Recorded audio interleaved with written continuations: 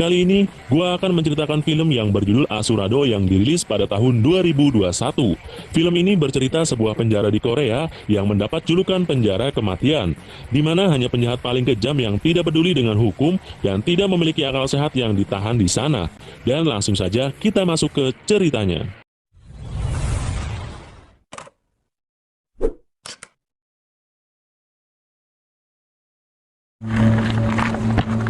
Di awal film diperlihatkan dua kelompok gangster narapidana dalam satu penjara yang sedang tawuran. Karena tidak bisa mengatasinya, para sipir sampai harus menggunakan water cannon atau meriam air untuk menghentikan tawuran itu.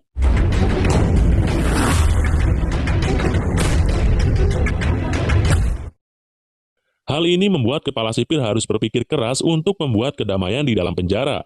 Karena dalam waktu dekat akan ada peninjauan untuk promosi jabatan.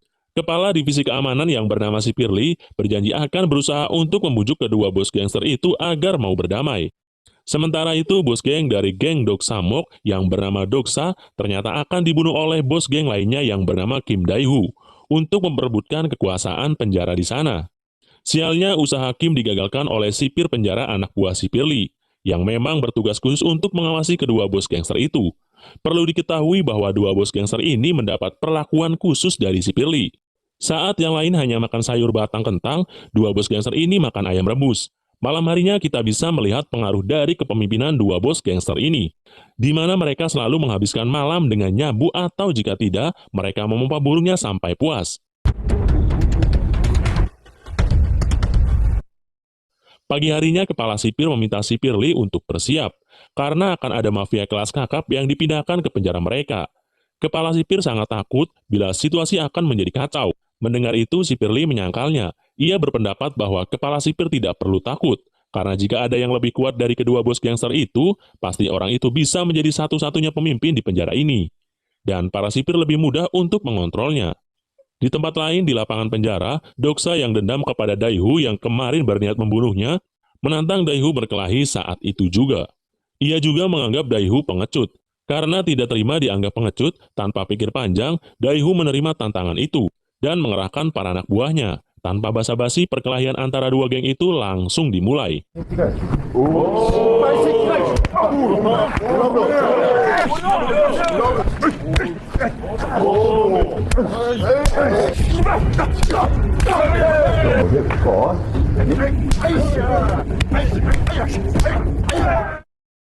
Doksa dan Dae-hoo dipanggil oleh Sipir Lee. Ia memohon agar dua bos gangster ini mau berdamai.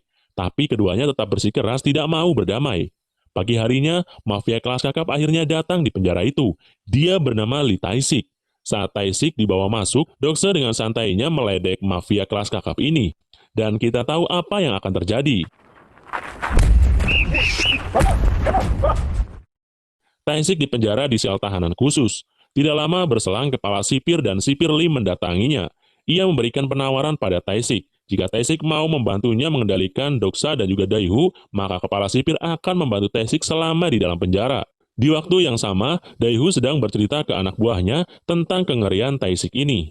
Dulu Tae-sik sebenarnya hanyalah satpam biasa, yang suatu hari terpaksa menghadapi gangster terbesar di Korea, karena ia terpaksa membantu seseorang wanita. Namun tidak disangka dia yang seorang diri berhasil mengalahkan para anggota gangster itu, yang jumlahnya ternyata lebih dari 100 orang. Sejak saat itu ia menjadi sangat dikenal dan menjadi mafia nomor 1 di Korea. Pagi harinya, Tae-sik bergabung dengan para narapidana lain di lapangan. Tanpa pikir panjang, dua bos gangster yang ada di sana langsung memberi hormat kepadanya. Tae-sik lalu memerintahkan dua bos gangster itu untuk berdamai. Sesuai dengan kesepakatan yang telah ia terima dari kepala sipir, karena tahu tidak bisa menandingi kemampuan dan pengaruh mafia kelas kakap ini. Dae-hoo dan Doksa pun berdamai, dan tidak lupa meminta maaf satu sama lain. Dari kejauhan, kepala sipir yang melihatnya kini merasa tenang, karena di penjaranya tidak akan ada lagi kerusuhan. Kehidupan di penjara kini jauh lebih dari kata mengerikan. Semua hidup dengan damai seperti sebuah keluarga.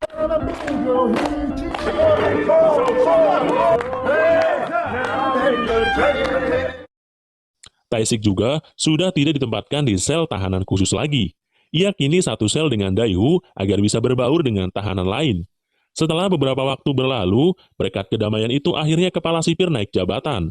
Bahkan, penjara itu terpilih menjadi penjara teladan. Sebagai perpisahan dengan kepala sipir dan juga perayaan keberhasilan penjara itu, kepala sipir pun menghadiahkan pentas hiburan untuk para tahanan.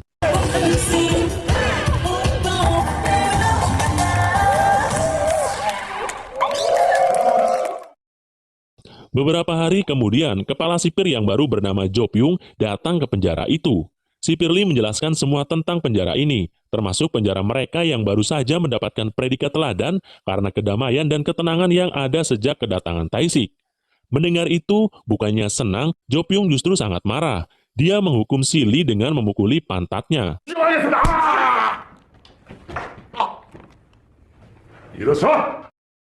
Sipir Lee yang terlihat marah tiba-tiba masuk ke dalam sel lalu menyuruh tahanan berkumpul. Ketika dia tahu ada anak buah dari Daehu yang terlihat bermalas-malasan, tanpa pikir panjang ia langsung memukulinya.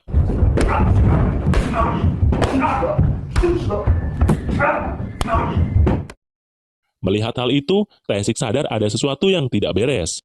Ia meminta Doksa dan Daehu untuk menuruti perintah yang ada. Setelah itu, Sipir Lee diperintahkan oleh Jo Pyung untuk merazia semua sel yang ada. Tapi ia harus mengamankan para bos gangster dulu, agar tidak terjadi kekacauan. Razia akhirnya dilaksanakan. Di sana, para sipir menemukan rokok, senjata, bahkan narkoboy. Sejak saat itu, kondisi penjara menjadi semakin tidak manusiawi karena adanya aturan-aturan baru. Salah satunya adalah para tahanan yang diberi waktu setengah menit saja untuk mandi dan jatah makan yang mereka dapat sangat tidak layak. Sementara itu terlihat kepala sipir baru yang sedang menemui Taesik. Melihat siapa kepala sipir baru di sana membuat Taesik sangat terkejut.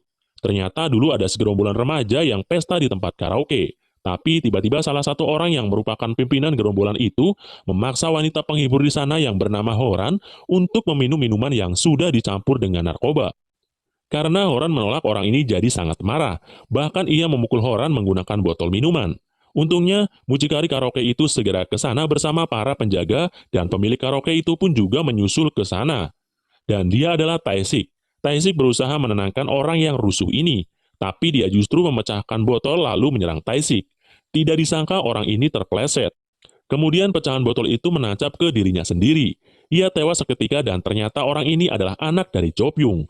Taesik yang sebenarnya tidak bersalah, akhirnya dipenjara selama 5 tahun atas kasus meninggalnya anak dari Jo Pyung.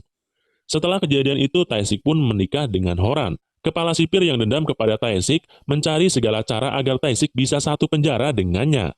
Dan dia bisa menyiksa si Taesik, bahkan bila perlu ingin menambah masa hukuman Taesik hingga seumur hidup. Tidak lama kemudian, Jo Pyung memerintahkan anak buahnya untuk menyiksa Taesik dengan menggantung lalu memukulnya.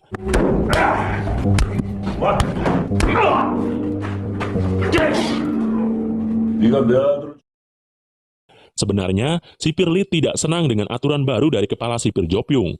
Tapi karena takut kehilangan pekerjaan, dia hanya bisa menuruti perintah dari Jo Pyung, yang saat itu memerintah Sipir Lee untuk membuat agar Doksa dan Daehu kembali seperti dulu yang saling bermusuhan. Tidak hanya itu saja, Jo Pyung juga memerintah Sipir Lee untuk memaksa seseorang tahanan menyimpan narkoba lalu menuduh bandarnya adalah Taesik, sehingga Taesik mendapat hukuman tambahan. Pagi harinya Horan datang ke penjara untuk menjemput Taesik. Atas perintah Jo Pyung, Horan dibawa ke ruangannya. Jo Pyung berkata bahwa Taesik adalah tahanan teladan di penjara itu. Jadi, ia memberikan keistimewaan dengan mempertemukan mereka berdua di ruangannya. Horan percaya begitu saja, dan meminum minuman yang dibuatkan oleh Jo Pyung. Tapi tidak disangka, minuman itu telah dicampur dengan obat tidur. Setelah Horan tidak sadarkan diri, Jo Pyung tanpa pikir panjang langsung melecehkannya. Bahkan ia juga memfotonya. Tak lama kemudian Taesik masuk ke ruangan itu. Ia yang melihat istrinya telah dilecehkan seketika jadi sangat marah. Namun Taesik tidak bisa berbuat apa-apa dan akhirnya dia pingsan karena dipukul oleh Sipir Lee atas perintah Jo Pyung. Hari berganti, Doksa dibebaskan bersyarat oleh Jo Pyung, tapi dia harus mengikuti perintah terakhir dari kepala sipir ini, yaitu menyandra Horan lalu menangkap Taesik. Karena Doksa sangat rindu pada ibunya yang sedang sakit parah, ia menyetujui tawaran itu. Keesokan harinya Taesik kabur dibantu tahanan lain, yang juga ditahan di sel khusus. Taesik yang berhasil keluar dari selnya langsung menemui Daehu. Dia berencana menyerang si Jo Pyung, tapi Daehu dan anak buahnya melarang karena penjagaan kini sangat ketat. Anak buah Daehu juga memberitahukan tentang Doksa yang tiba-tiba dibebaskan. Dengan itu, Taesik merasa ada yang tidak beres, dan dia sangat khawatir dengan keadaan Horan. Tae-sik lalu meminta Dae-hoo dan para anak buahnya untuk membuat keributan, agar dia bisa kabur dari sana.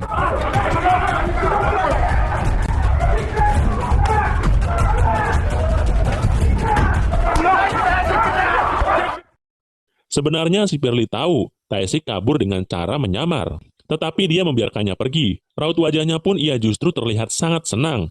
Setelah dirasa sudah cukup jauh perginya, sipir Lee baru melapor kepada kepala sipir perihal kaburnya Tae-sik ini. Tapi yang tanpa diduga, Jo Pyung justru terlihat santai karena dia sudah menduga hal ini akan terjadi. Maka dari itu, dia bekerja sama dengan Doksa agar bisa menangkap Tae-sik. Jo Pyung memerintahkan sipir Lee untuk tenang dan membuat seakan tidak terjadi apa-apa. Karena Menteri Hukum 2 jam lagi akan melakukan inspeksi. Atas perintah itu, sipir Lee mengatur para sipir dan tahanan agar mereka berlaga seakan tidak terjadi apa-apa. Sementara itu Tae-sik yang sudah bebas dan mencari istrinya bermodalkan foto yang ia bawa, tapi di tengah pencariannya, ia bertemu dengan anak buah Doksa. Tanpa pikir panjang, ia langsung menghabisi mereka semua.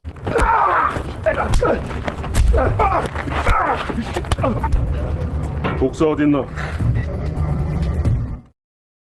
Menteri Hukum sudah tiba di penjara. Ia langsung disambut oleh sipir Lee dan beberapa wartawan dengan ramahnya. Tae-sik akhirnya bertemu dengan Horan, tapi sialnya ia disandra oleh anak buah Doksa. Tidak lama kemudian Doksa datang bersama anak buahnya yang paling jago berkelahi. Mereka langsung menyerang Tae-sik.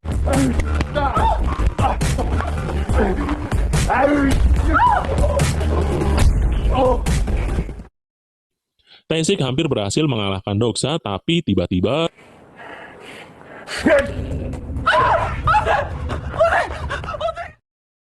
dengan sisa-sisa tenaganya, Tae-sik berusaha membawa kabur Horan. Di jalan, ia dihadang oleh beberapa anak buah Doksa. Untungnya dia masih bisa menghadapinya. Ia dan istrinya kemudian bersembunyi di sebuah rumah kosong. Karena merasa sudah tersundut, ia meminta Horan untuk kabur dan melapor polisi bahwa dirinya telah kabur, agar mereka berdua bisa selamat. Meski berat meninggalkan, Horan akhirnya setuju. Tae-sik mengalihkan perhatian anak buah Doksa. Tidak lama kemudian, Doksa menemuinya. Pertarungan antara Tae-sik dan Doksa yang sudah terlalu parah akhirnya terjadi.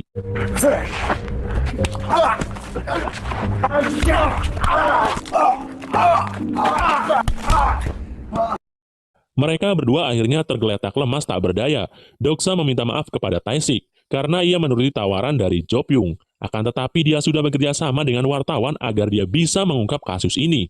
Doksa menelpon wartawan yang ia sebutkan tadi. Pada wartawan itu, Tae-sik memberitahu informasi tentang apa saja yang sebenarnya terjadi di dalam penjara. Beberapa saat kemudian, Jo Pyung dan Menteri Hukum yang sedang ngopi santai dikagetkan dengan kedatangan wartawan.